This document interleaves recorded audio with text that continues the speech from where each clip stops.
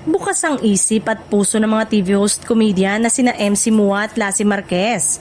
Sakaling dumating ang panahong mapilitan o matanggal sila bilang bahagi ng noontime show na It's Showtime.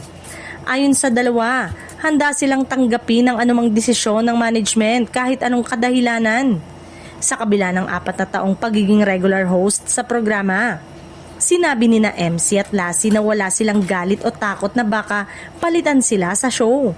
Naniniwala sila na parte ito ng normal na operasyon ng programa at ng kumpanya na kailangan ring mag-survive. Sa isang episode ng OG Diaz Inspires YouTube vlog, diretsang tinanong ang dalawang veteran comedian tungkol sa posibilidad na mapalitan sila sa programa.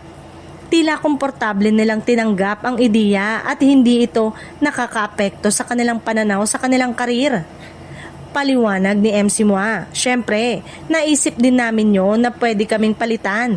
Pero hindi kami natatakot o magagalit kasi yung kumpanya kailangang makasurvive dahil hindi lang kami ang sinisweldohan.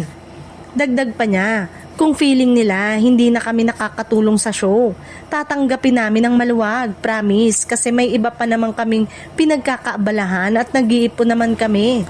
Samantala, iginit nila si Marquez na kahit sakaling dumating ang panahon na wala na sila sa show, hindi sila magiging pabigat sa ibang tao o mamemerwisyo sa iba.